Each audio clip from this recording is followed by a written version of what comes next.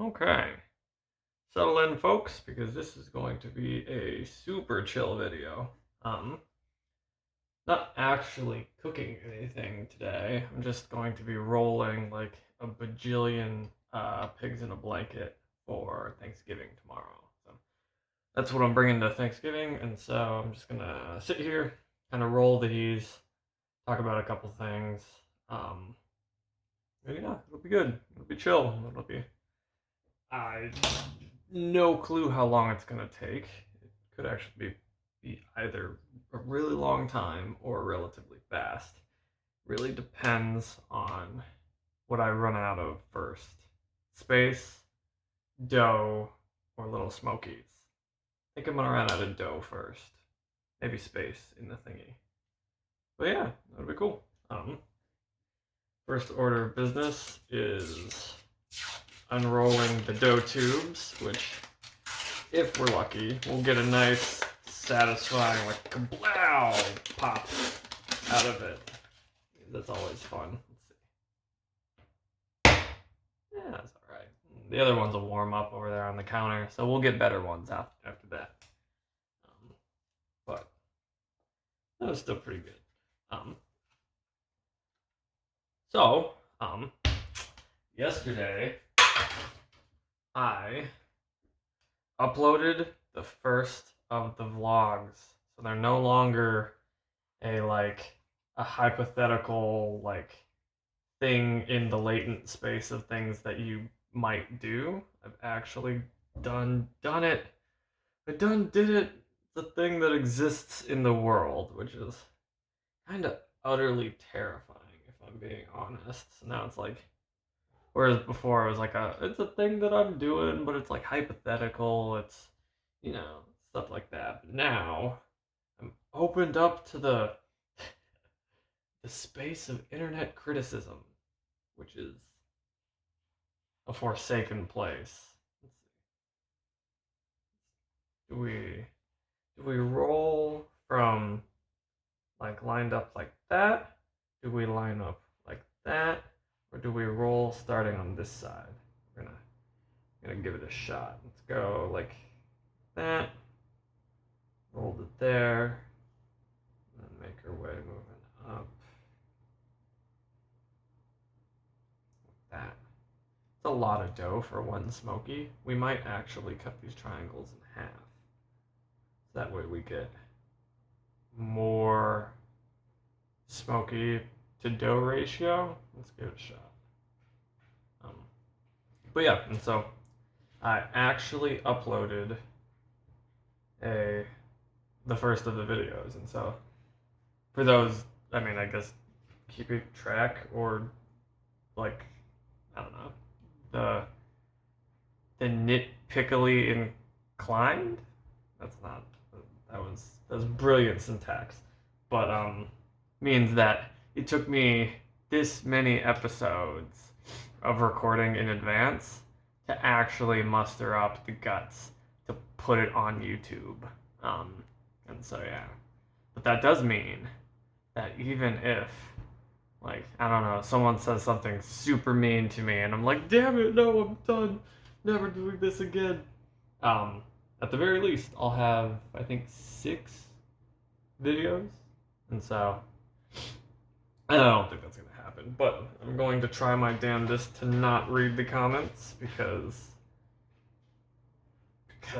that the comments and the likes and the subscribes, it's not what it's about. Don't like and subscribe. Or do. I don't care. But it's not why we're doing this. Damn it. Okay.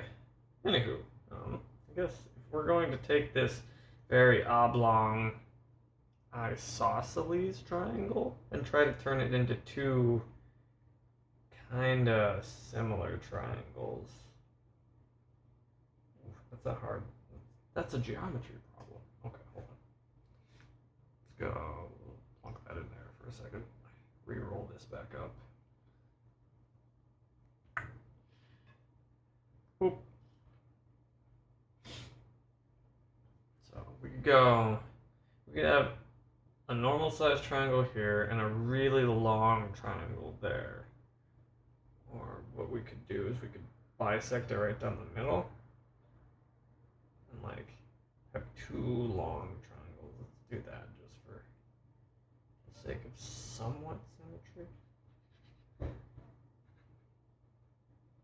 Okay. Meows. Meow meows. Yeah, I know. What? You have food, bud, and water, and affection. I'm doing stuff right now.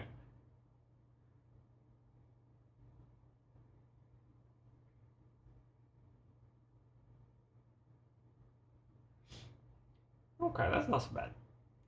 We'll go with that. That way we get a good amount of pigs in a blanket to dough ratio, because like I said, I think dough is going to be our limiting factor without doing the linear algebra to see what that actually is going to be. Yeah. For what it's worth, that's what linear algebra is good for. Finding out the limiting factor of production and stuff like that. Okay.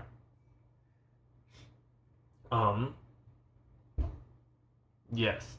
So I finally got around to actually uploading the video, which means I'm open to the space of possible internet criticisms and also the terrifying realities of either complete and utter failure or ridiculous, unreasonable success, both of which are kind of terrifying. Like, if I upload all these videos and no one ever watches them ever, I'll be kind of bummed.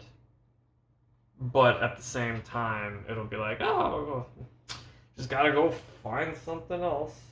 Just, apparently people didn't value that, so go make something else.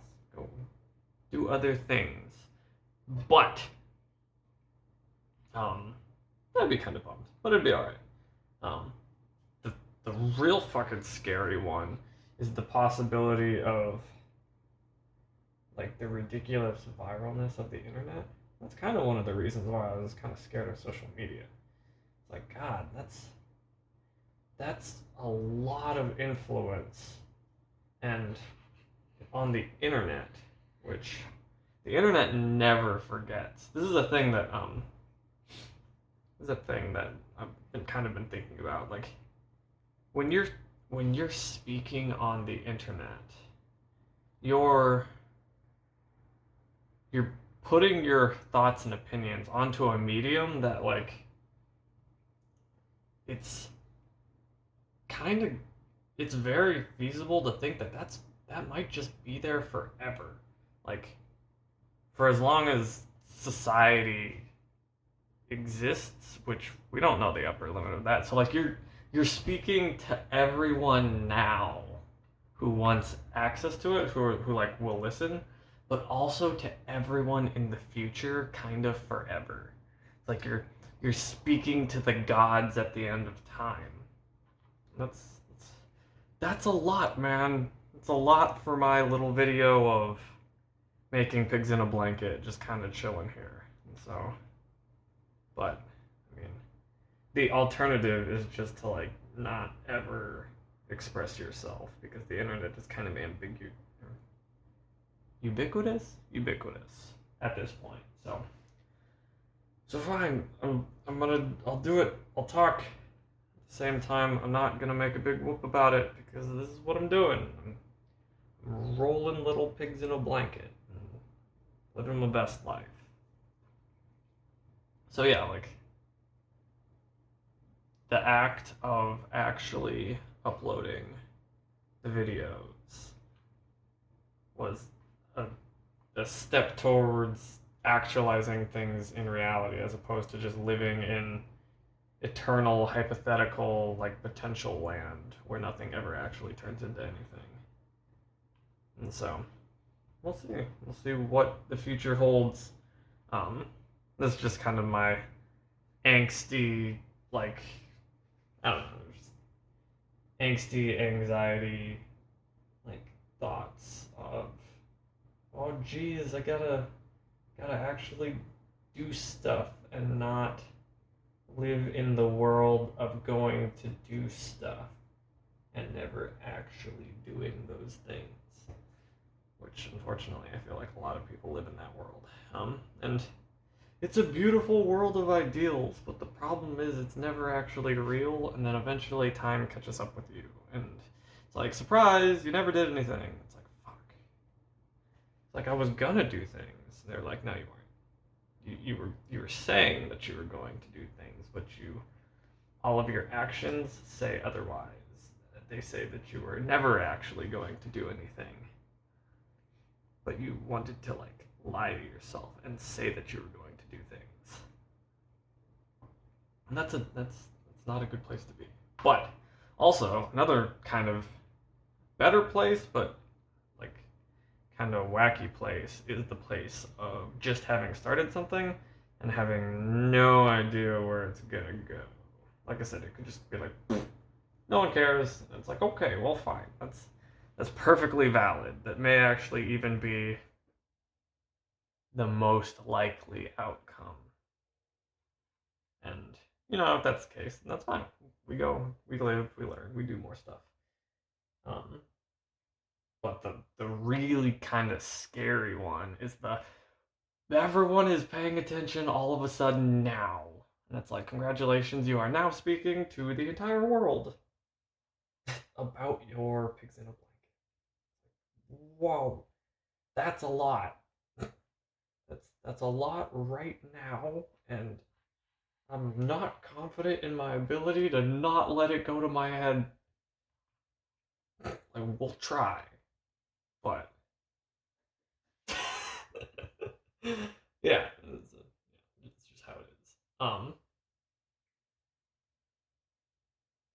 But yeah, okay. So it's just kind of some musings about, I don't know, just the nature of highly scalable leveraging internet systems, like putting your thoughts out there. I guess it's very personal to put your thoughts out on the internet, and like, I guess there's the whole like you aren't your thoughts type thing, but at the same time, it's like you kind of are. You can definitely change your thoughts, and you should not be so adamant about them that you're not willing to. But like the things that you think and like, especially if you actually believe what you're saying. Yeah, it's intensely personal. But we're not going to like bitch and moan about that this entire clip. That would be very, very dull and kind of, it'd be just kind of, yeah, it'd be dull. So here's something that I'm actually, I was thinking about this a lot a couple days ago, and I don't know, it is, I feel like it's important, but it's also kind of hopeful. I was wondering, in a biological system, like a human body, how the hell do all the different cells within a human body or any like animal, they're not that smart. Well, they might be really smart, but they're simple. Um, how the hell do they effectively allocate resources across such a ridiculously complicated organism, given that every single cell effectively has different needs and also is in a different position and in a different state within the organism, and yet somehow they all damn near flawlessly, almost flawlessly, um, are able to effectively allocate resources throughout an entire organism. Like the skin cells get what the skin cells need, and all of the individual skin cells get what those individual skin cells need, and the skin cells get different things from the bones, but like some skin cells are next to the bones, and so how the hell do they do that? I don't know. I guess the reason why I was thinking about it is because I don't know. I always like to draw the analogy between um like governments and countries and things like that and human bodies, just because there's a lot of information that you can you can interchange between those two different things. It's like small things are like big things and big things are like small things. So if you have any like knowledge about biology and how organisms work, you can kind of apply that same logic to like countries, because countries you can kind of think of them as like giant like organisms, and like humans being like the little cells in that organism. And I was just kind of thinking this because it it seems to me that the problems that we face currently in like our society, they're not necessarily even problems of scarcity. Um, like obviously, some people are in like serious scarcity mindsets, and they believe, and it seems to them like the problem is that they don't have enough. But like from what I can see in general, um, on like a society wide scale, it's not a scarcity problem. There's more than enough pretty much everything. The problem is that it's not being allocated very well. And this is kind of like the fundamental like problem and or maybe axiom. I don't know if axiom is the right word, but it's the fundamental thing that was the disagreement between like uh, capitalism and like communism. Like capitalism and communism are two different ways of distributing resources, and they went about that in two different ways. Um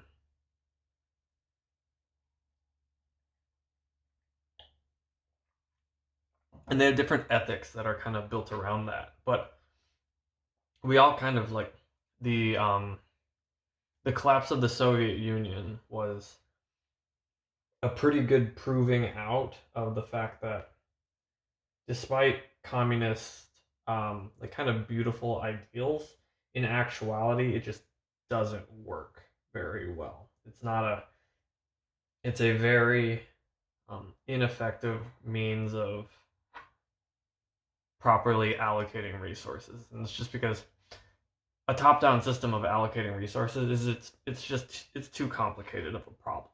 It's like there's no matter how smart you are, you're just not going to be able to effectively allocate resources to everyone in an entire country effectively. It's like there's even with like super intelligent AI and stuff like that, it's like you can't do it from the top down. Like no matter how smart your AI is, it's always going to be bound by the fact that you're going to have to make simplifications to the models.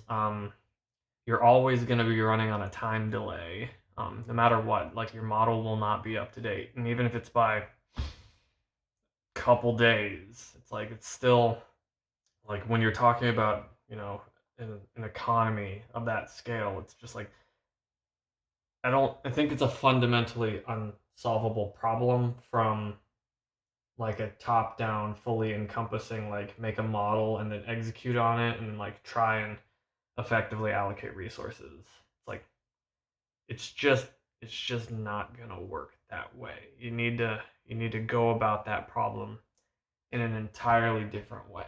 And so communism, the top down, didn't work.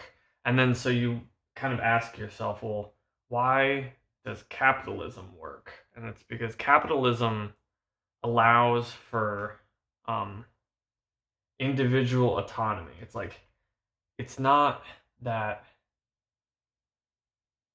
like every single person is working for their own benefit and to some extent the benefit of those around them, and so that you're using the collective like intelligence of every entity in that system. And so because of that, that's how markets work. Markets are real good. They're real efficient at like finding the correct price for things and um, reducing prices and making things more efficient. And so capitalism works pretty damn well um, because of that. And so, but it's not perfect. And from what I can tell, currently the problem is not a problem of scarcity. If we were to bring it back to kind of a um, like think of the country as an organism, we're not starving. We are currently dying of diabetes and cancer effectively. Like we're allocating resources where they don't really need to be allocated. And so those are like ballooning tumors where there's too much capital and it's not being used effectively. And then also like a lot of just like the media, and there's a lot of like stress signals going out throughout the body, aka the country, that's kind of it's causing collateral damage. So it's like inflammation. It's like all of the media outlets and all that stuff broadcasting like scare tactics and things like that is it's effectively, yeah, it's like diabetes or inflammation. It's like throughout the and because of that, things just, even though there is enough resources, um they're not flowing freely. They're kind of stagnating, and there's a lot of collateral damage, and people are just, in general, they're upset about one. There's a lot of people who are upset about things that just really they have no reason to be. Like, I think they would say otherwise. They're like, we have absolutely a reason to be upset about these things, but they're things that they have no business being upset about. It's like there are problems in your immediate vicinity that can be solved relatively easily, but you're not focusing on those. You're focusing on, you know, whatever the, clickbaity thing of the week on social media is telling you to focus on. It's like, okay, well, that also is kind of a it's another like misdirection of resources. It's like if you were to solve the problems in your immediate vicinity rather than, focusing on things that you can't change and or might not even be real, because let's be real. let's let's be real. A lot of the things on social media aren't real, and it's very hard to tell which are.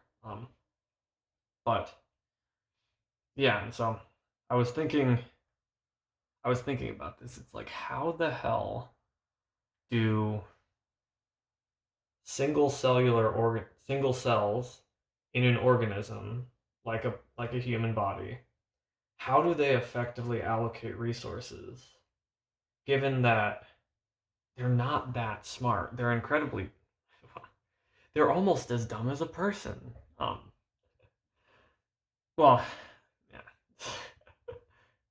they're they could theoretically be incredibly smart depending on how you look at it, but they're incredibly effective given that they're relatively simple. Like they're a single cellular organism. So they don't have access to like top down planning. Um, and we've already kind of gone over that that's a terrible idea and it won't work. But even if they did have access to it, they have a better solution. Because somehow, just incredibly, all the nutrients of all the foods you eat, the different vitamins you intake, some like different chemical processes that happen like through your skin, through contact with the sun, and respiration, and all of that just crazy bonkers shit gets distributed throughout your body in the correct ratios. And each individual cell really has very, very limited like knowledge of each other cells. Like they're not, I mean, neurons are pretty like extensively interconnected, but they're kind of the only types of cells that are relatively extensively interconnected. Like your stomach cells don't know the state of your skin cells.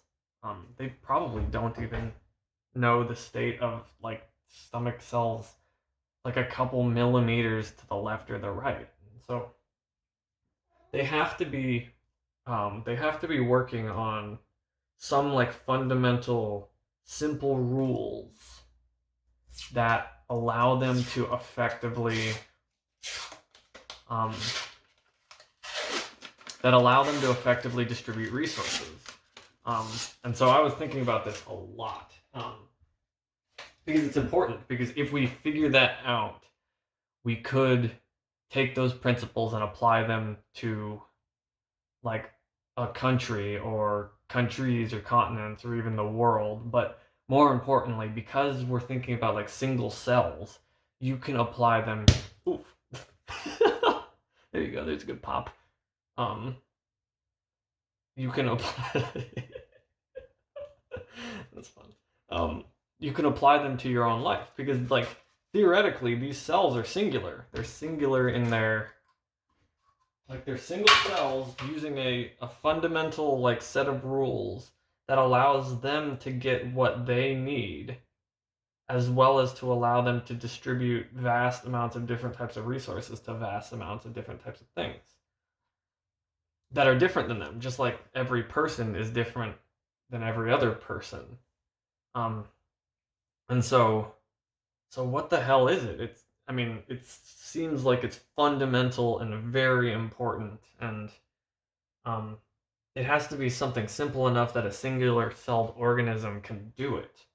And so I really, really racked my brain about this for like many, many hours, and I've been kind of stewing over it for, months, God knows, probably even years subconsciously. And I think I figured it out.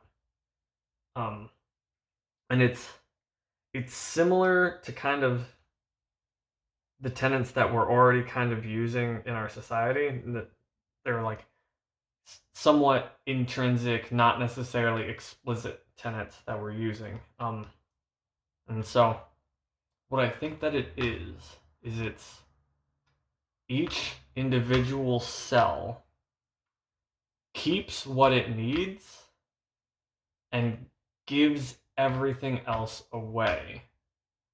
And like status and reward is proportionate not to how much each cell has, but to how much each cell gives. So like if you were to like, that's how every cell, it keeps what it needs. So only that specific cell knows at any given point in time what it personally needs.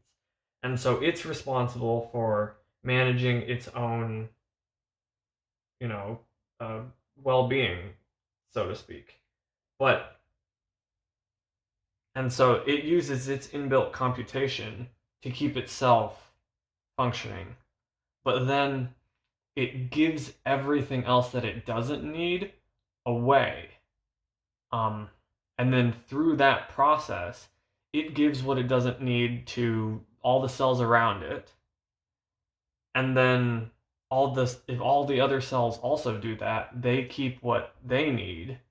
And then they keep giving away what they don't. And then so by doing that, you meet the fundamental requirements of each individual cell, and also because the process is linked,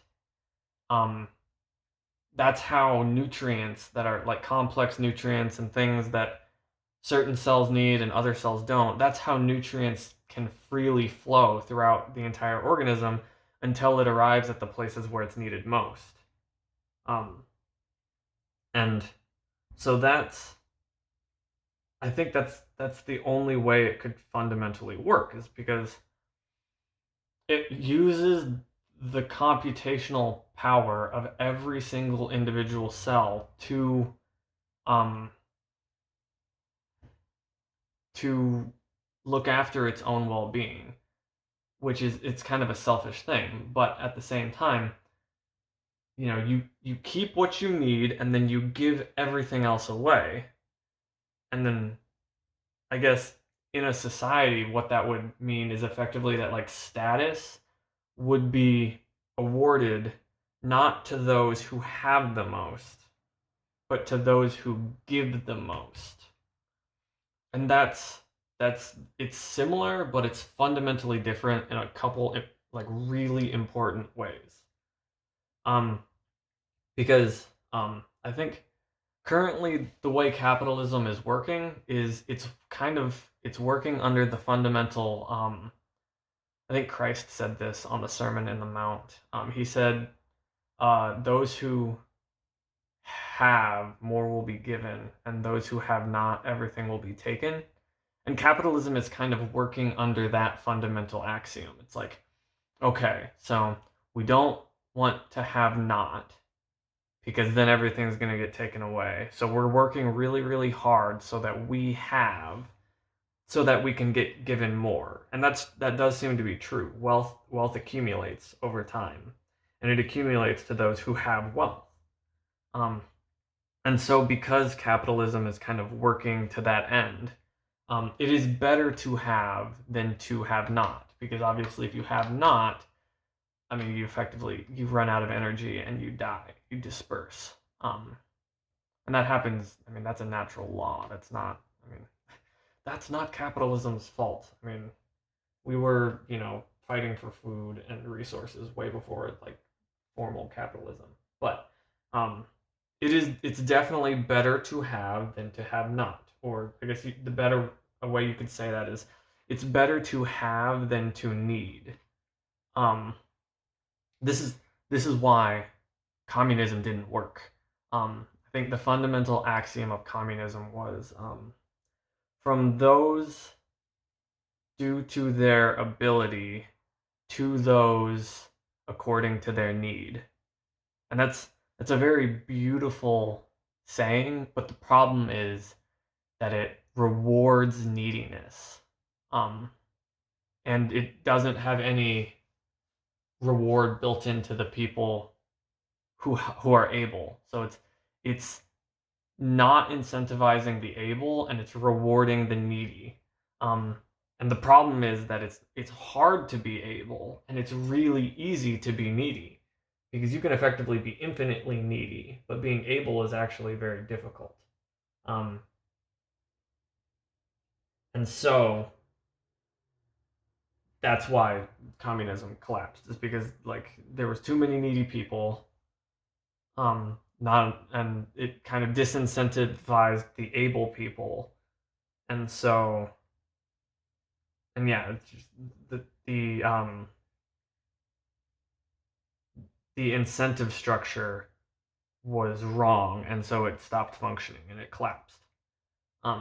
Capitalism runs kind of on those that have, more will be given, those that have not, everything will be taken, and that's a hell of a reason to like get your shit together and start working, because if you have, you're gonna get more, but if you have not, like, sucks to be you, bud, game over. And there's definitely an element of truth to that, but the problem is that especially as the game continues to get played out, you run into the problem of, one, a lot of people drop out, and that's like, you're losing the latent potential in those people just because they don't have any resources to effectively keep playing the game.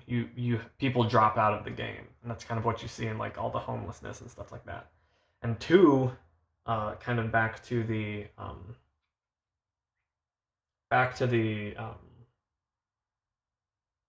to the body analogy, you get way, way, way too much resources accumulating in small like parts of the body, and that's kind of like cancer. It's like big tumors where more resources is no longer helpful; it's actually harmful.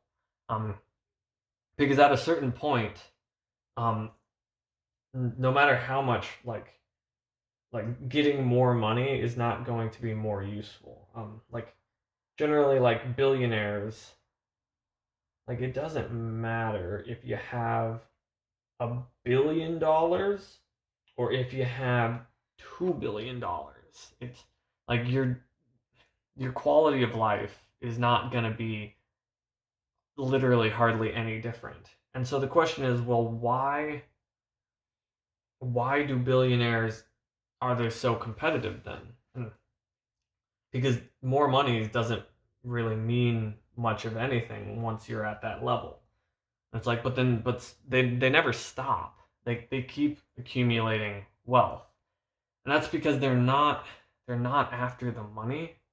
They want the status. They're competing with the other billionaires for the status of being greater than. It's like I've got 3 million and he's got 2 million, which means I'm of a higher status.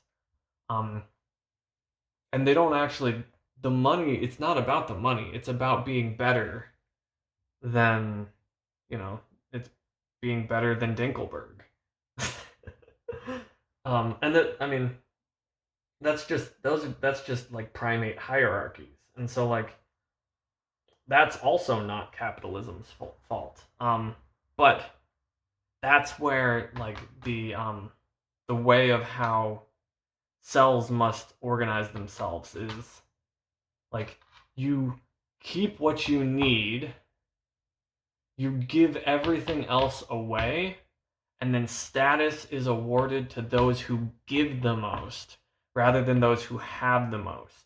And so what that does is you can still have your competition with Dinkelberg, but you no longer are inhabiting this space where you're constantly accumulating way more resources than even possibly make you happy. So it's like instead of billionaires competing to see who has the most billions, you could have, I don't know, relatively highly wealthy, I mean, millionaires competing to who can give the most to those around them effectively. And that's also important because another thing is it is harder to give than it is to have. So it's easiest to need, but it's not good for you. You'll die. It's better to have, um, because it's hard to have. But better than having is giving, because in order to give, you need to have and also have more than you need, so that way you can give it away. And there are precedents for this. If I remember right, the Native Americans used to have something. I think it was called a potlatch or something like that. And there were big giant parties where high status chiefs and stuff like that would compete with each other over social status for who could give the most wealth away. And so, and that's important because then that's a way of distributing wealth to those who need it, while also attributing status to those who are highly generative, because it doesn't get rid of the incentive to be highly generative, because in order to have, you need to make. I mean, like that's the engine behind capitalism, is like you want to have so you can have more, but that means that you got to get your ass under you and you have to start making things and you have to work. And it's like, okay, that's good. And then so now you have. And it's like, but if you want, like in capitalism, if you want social status, you have to have a lot. You have to have more than those around you. And that's what that's what it equates to status. But it's actually harder to give because what that means is not only do you have to have more than your expenses. Um, and then in order to give, it also it disincentivizes um, gluttony, I guess. Yeah, it disincentivizes gluttony because, like, imagine that you're a millionaire and you're making millions, like you're balling, and then there's a millionaire who's making millions, but he's not balling. He's frugal and he lives, not lavishly. He lives well, but he's frugal, and so, but you're balling, but in an incentive structure um, where generosity and giving awards social status, the millionaire who's making millions but living frugal will have more that he can give away, which that kind of it reduces cancer risk. Like, you won't have those like millionaires sitting on top of, ridiculous amounts of wealth, because that's wealth that they could give away in exchange for social status. And at the end of the day, that's what people want. People want respect, social status, and community. And the reason why they're amassing massive amounts of wealth to do it is just because that's our value structure currently. But I mean, I don't, it doesn't, it's not anti-capitalist to say that instead of having, you should aspire to give, because it's harder to give than it is to have. You still have to do all of the same things, except you got to go one more step. And it's also like, you have to, I mean, it is kind of a hard problem because you have to balance your, desire to give for social status with your actual needs, and also the fact that you probably do still want to grow your wealth. So it's a hard balancing act, but it's not impossible. It's something that is very doable for an individual person. Um, yeah, it's doable for an individual person. It's something that's possible for a single cell.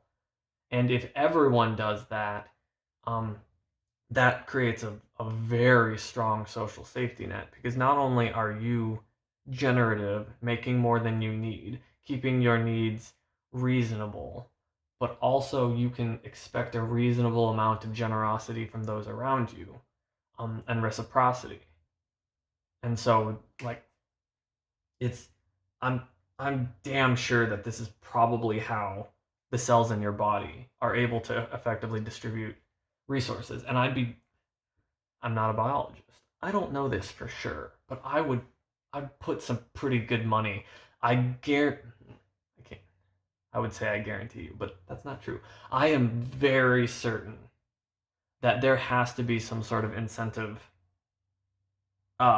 system baked into the cells of your body that incentivizes a cell to produce more than it uses. Like, some sort of reward system of some sort, that rewards a cell that generates more than it uses. That gives.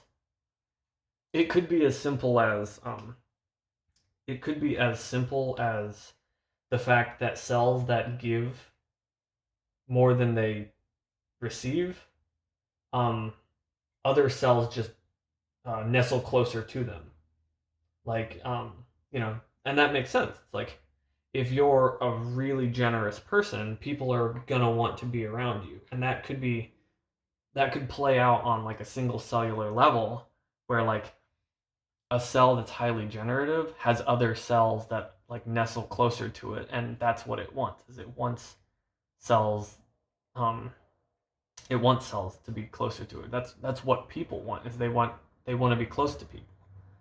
And that might actually be like actual proximity in single cellular things. But it also, like, if you're a highly generative, highly generous person, um, simply by the fact that people know that you are generous, people will want to be around you. Um, and that actually gives you, excuse me, that gives you influence and power, and not tyrannical power either. Because the one thing that, well, one of the things that I would say is just and right for someone to have the ability to um, choose and be um, to discern and choose is they have the right to choose like who is around them, like the freedom of association. You have the right to choose the people who you hang out with effectively, and just by that, like, and not no one's like really, I mean, I don't know, maybe some people are weird, but not a lot of people are going to say, oh no, you don't have that right, you have to be around everyone and whoever wants to be around you. It's like, no, it's like you have the right to discriminate with who you associate with. Like if you don't like someone, you have the right to not have them around you. And so if you're a highly generative person who's highly generous, people will naturally want to be around you. And then you have the power and the right to to pick and choose who those people are. And simply through choosing who is close to you, that's soft power. It allows you to be like, no, I don't like you. I don't like the thing that you did there. I don't want you to be around me. And that's not wrong because you're not harming that person. You're just not incentivizing him. It's like, and then you get to surround yourself with people you like, and then they'll want to be around you because you're generous and you give to the people around you. And then that disincentivizes people to be assholes. Um, and so it gives you that influence, that status. It increases the likelihood of like close relationships. Um, it's it's one more step up from like how capitalism is currently functioning, and it's a step I feel like that solves a lot of the problems um, that we're currently facing. Is it's don't attribute status to the people that have. It's good that they have. It's not bad that they have. Like we shouldn't shame people for having, but at the same time, do attribute status to people who give. And when they get, or here's a good rule of thumb: when you give to the people closest to you. Just like don't give it to like some societal cancer like PETA. Fucking shots fired at PETA. Fuck those guys. Um, but yeah, just don't give it to some random like money consuming entity. Like fucking yeah, we all know them. They're there. They exist and it's sad. But literally just give it to your family, give it to your friends, give it to that cute girl at the coffee shop who seems like she's having a hard time right now. Just just give first, make sure that you have enough to meet your needs. Keep what you need. And only you can make the distinction of what you need. That's another nice thing about just the kind of simple tenet. Keep what you need, give everything else away. And the nice thing about that is you're not responsible for what other people need. That's their deal. They figure that out. You're responsible for what you need, and also the less you need, the more you will have to be able to give away, which means the higher your social credit is. It's like you will have more to give away if you need less. So even if you're super generative, like you're fucking balling, dude, you're making ridiculous shitloads of money.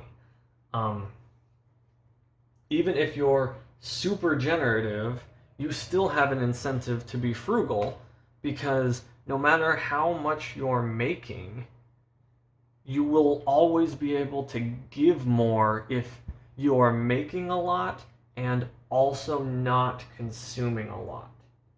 Um, and that's awesome. That is something that is definitely not in our current system of operation. It's like currently we're rewarding people for having as well as having just ridiculous, just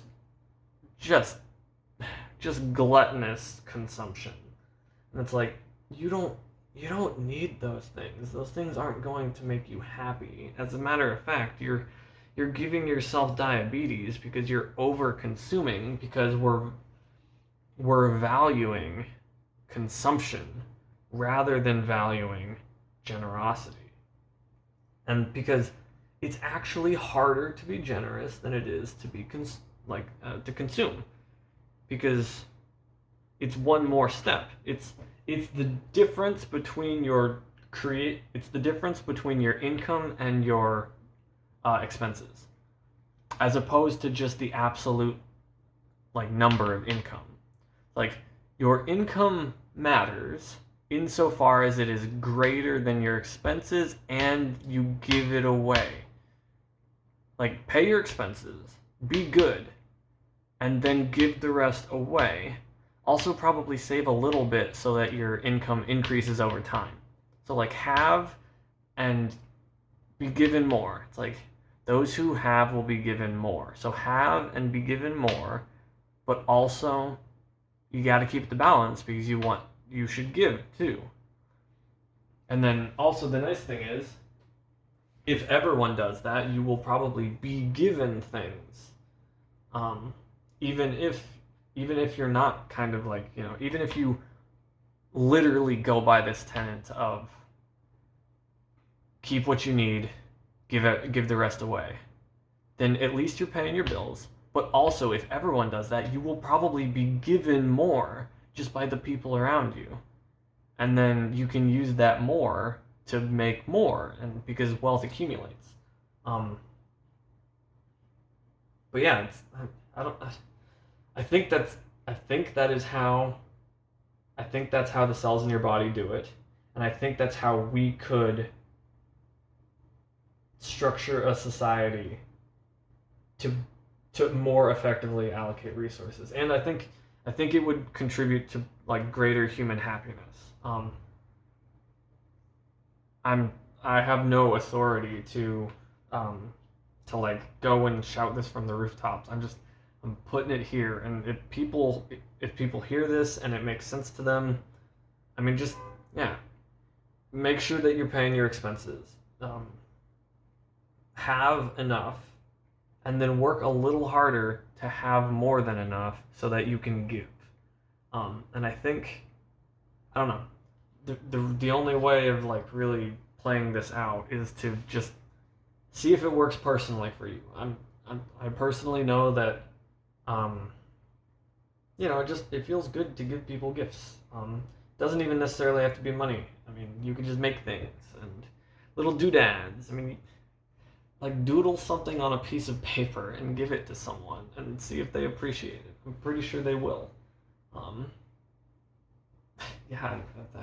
think that's how it works. I'm not positive. This is just a rant, effectively, but I was thinking about it a lot.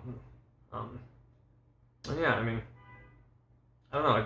It seemed fitting for Thanksgiving, and so that's why I made all these little pigs in a blanket, and I'm gonna bring them to my family, and I'm gonna give them freely, because I have a little bit more than what I need, and so I'm going to go and give it away, and I'm going to try and do that consistently.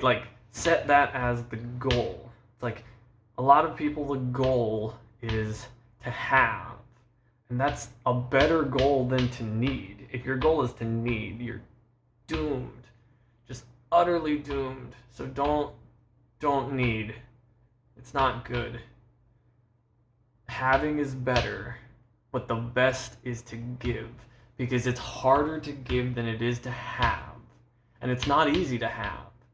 So like it's a higher order goal, and I feel like it'll generate better outcomes, especially if like especially if the people around you are also like using that as the highest order goal.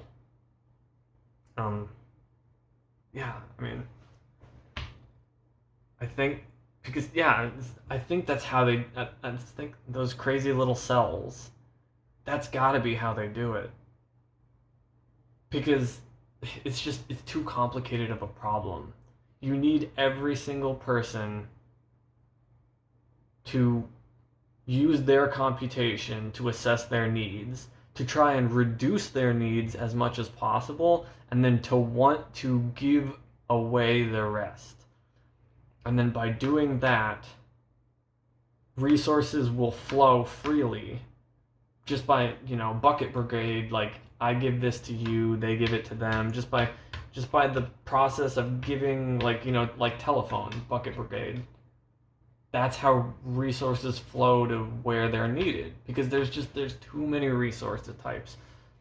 It's not even just money. It's like there's, especially in a body, it's like you need calcium, you need hemoglobin, you need ATP, and all the other just word spaghetti. It's like there's too many different types of resources.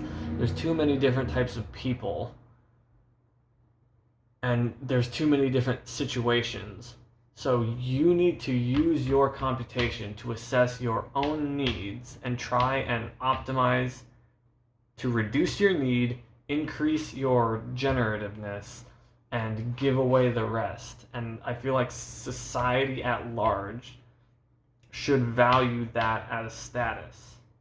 At the very least, you can do that, and I'm sure people won't fucking shame you for being generous. If they are, then you have the right to not associate with those people, which that is in itself influence and power given by your generousness. Because if there are people who want to be around you because you're generous, your right to not associate with some of those people, to be exclusionary, is power over them. Because if they want to be around you because you're generous, they have to play by your rules. It's like, don't be a dick. Otherwise, I'm not going to give you this fucking thing of beautiful pigs in a blanket. And that's my right. And yeah, okay, we're done. That was a long one.